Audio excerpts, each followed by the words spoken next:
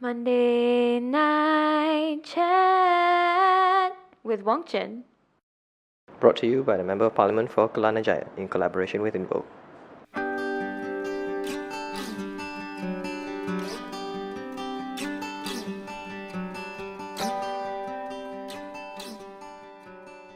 Okay, this is day one of week 2.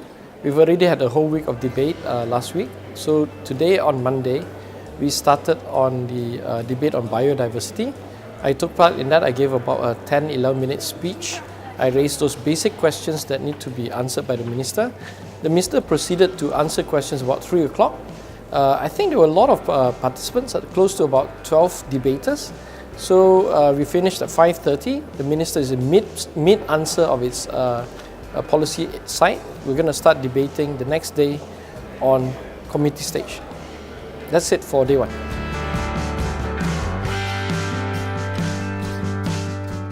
Okay, this is day 2 of week 2. In Parliament, we have basically debates going on the biodiversity. The minister sort of answered only one of my 4 questions that I posed to him. This minister is quite knowledgeable, but he likes to talk a lot and he sort of go off tangent most of the time. We're going into now the anti-profiteering debate. I'm slated to either debate today or tomorrow. Yeah. On top of that, we have our usual political meetings. Members of Parliament will have their pre-council, and from Keadilan will have their pre-council every Tuesday at lunchtime. So we had a good meeting. Kak Wan chaired it with Dato' Johari Abdul, who is the Chief Whip. And then I had a second meeting about 4 o'clock with Pakatan members in the public policy space group. And we basically discussed and updated on the political manifestos and the economic manifestos that we want to pursue. So that's basically day 2. Okay, this is day 3 of Parliament, second week. The day was a bit busy, as usual. I finally got a chance to debate on the anti-profiteering bill. I spoke for about 15 minutes. A lot of attacks on me on GST, and as typical fashion, we have to combatively argue all this out. You can watch the video if you want to really follow up what I debated on. After that, I also took part in the trade description debate. That was about 5 minutes because it was a very short bill. Overall, an exciting day of debates, but nothing else happened.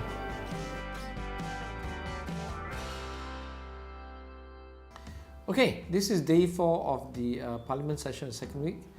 An extremely busy day. We started off with a march down to Bank Negara, where we presented a memorandum to the bank governor, and then we rushed back to Parliament at 10 o'clock. Parliament started.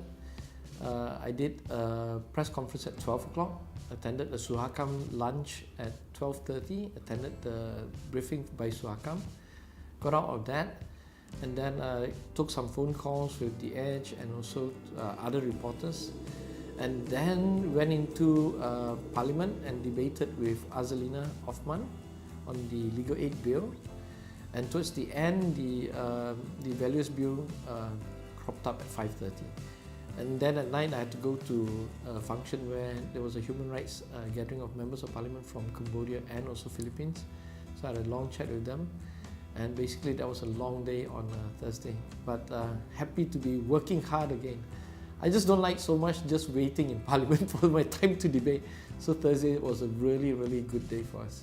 That's it for this session of Parliament, the entire week. Okay, Q&A this week. First question, what is the impact of 1MDB failing to make the first payment of 603 million on the Abu Dhabi 1MDB settlement? The impact is quite serious because they knew about this payment deadline 3 months ago when they signed the agreement to settle. Yeah? What we've learned so far is that the Prime Minister came to Parliament and was asked by Kak Wan to explain the situation. He said it was due to a technical problem. There's no technical issue. You either have the money or you don't have the money. Yeah? What was really illuminating is Johari Ghani, the second finance minister, who is quite a pretty decent chap, told the public that 1MDB did not ask the MOF to bail them out. So therefore, having not received any request of such, they didn't help them out. So they have been given 5 days, but the reputation is completely in tatters, and the reputation of the Malaysian government, because the Malaysian government in effect had agreed to guarantee the payment, which is why Abu Dhabi agreed in the first place to settle and to take this matter out of the court system. Okay? Now, question number 2. What is the employment insurance system bill really about? Now, this is a scary bill. Scary because we know that there's something is up the moment the government rushes through any bill. The bill was introduced on Monday, and on Thursday we've been informed that that bill has now leapfrogged a few bills, 7-8 bills ahead, and is due for debate on Monday, the following Monday. Well, tonight's Monday night chat, you should you should know whether the bill was debated or not. Yeah. Now, on the surface is to help workers who are retrenched or unfairly dismissed to get some compensation for up to 6 months. We have run the numbers. The contribution part is way bigger than the expected payout. Yeah. So if the contribution is 6.7 times bigger than the expected payout, then the government must be planning for Armageddon where everybody lost their jobs.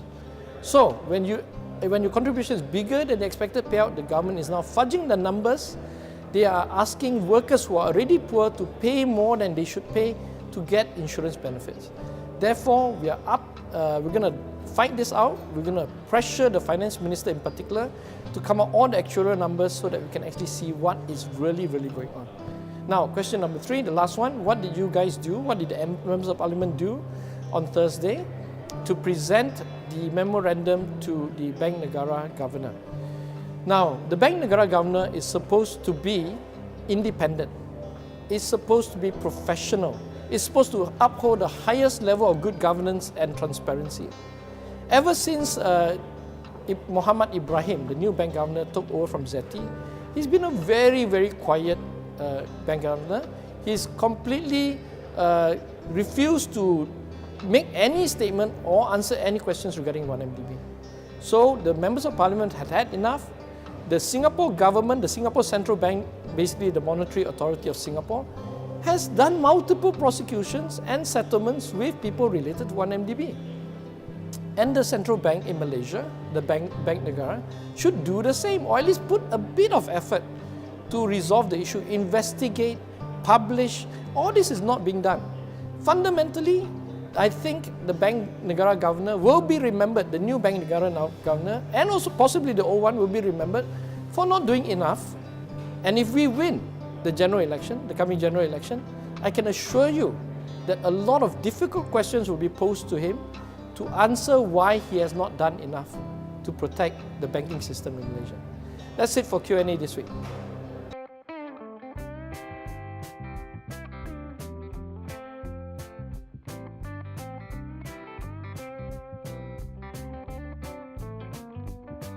Okay, we're really happy.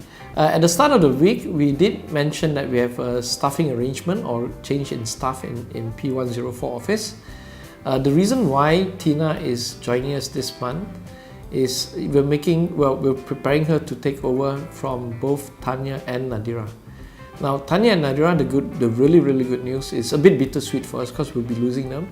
Is that Tania has won a Rhodes Scholarship to go to Oxford for 2 years, and Nadirah has won a Chevening Scholarship to go to University College London for a year.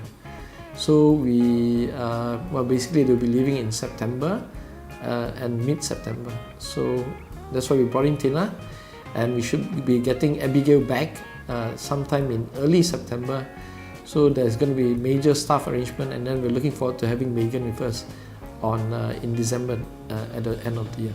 So that's all for the staffing announcement. I just hope that everybody will wish them good luck in their future. Thank you.